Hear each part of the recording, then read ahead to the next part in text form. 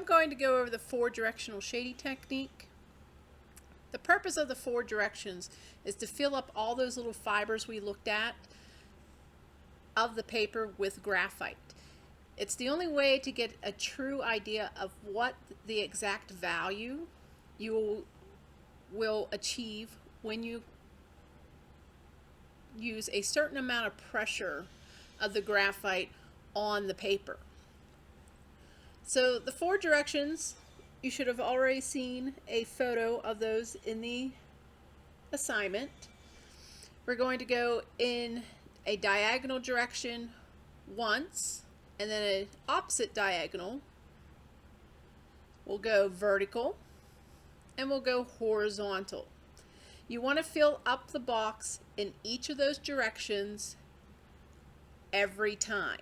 You don't want to just fill in little parts of the box with one direction and then another direction. You want to fill the entire box up when you use the directions each time you use them. So to demonstrate that, I'm going to start in this diagonal. So my pencil is moving from upper right to lower left. I'm going to choose a pressure for a light value, and I'm going to fill in that box. Now in this type of practice, it's okay to go outside the lines. We're not practicing neatness right now. We are practicing pressure. You want to get an idea of what kinds of pressure you can create with your pencils to get different values. So that's one direction. I like to turn my paper. I want my hand comfortable when I am shading. So now I'm going to go in that opposite diagonal direction. So I'm going from upper left to lower right, and I'm crossing over top of these. I'm going in the exact same pressure that I did the first one, and my value is going to start getting a little darker because I'm filling in more of the paper with graphite. More of those fibers are getting filled with graphite. Okay.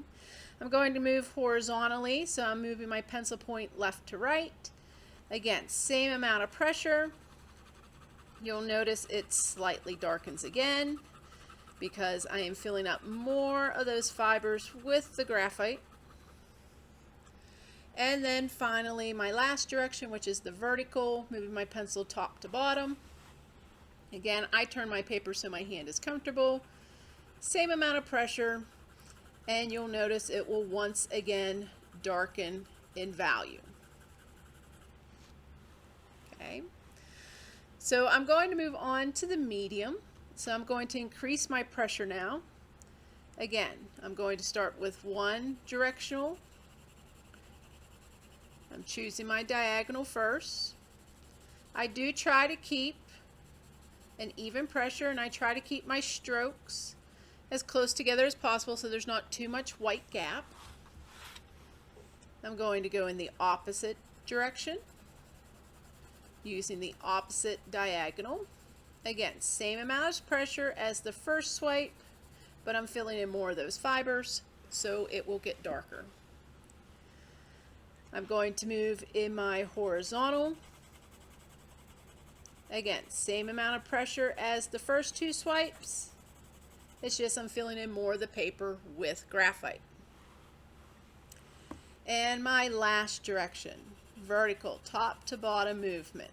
Again, same amount of pressure, just filling in more of the paper with graphite. So that leaves me in my 3-step value, my darkest. So this one I want my heaviest amount of pressure. Again, I'm going to move in one direction throughout the entire box, and I am pressing hard. So I'm getting a darker value because I'm forcing more graphite off onto the paper. I'm going to cross over it. Again, same amount of pressure as that first swipe, and this one you can really tell how much more of those fibers are getting filled in, because look how much darker this upper corner is compared to this one. This one has the one direction, this one now has 2. So I'm going to fill in the entire box in that one direction. Going to move on to my 3rd direction. And again, you'll notice it darkens again. Same amount of pressure as the first two movements. And my fourth direction.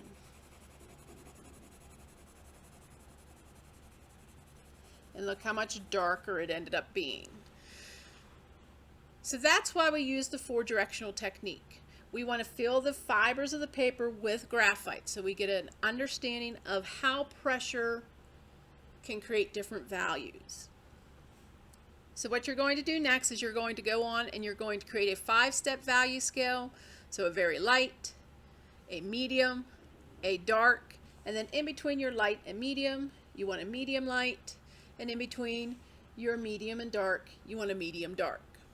And then you're going to finish with an 8-step value scale, creating 8 different values using this same 4-directional technique.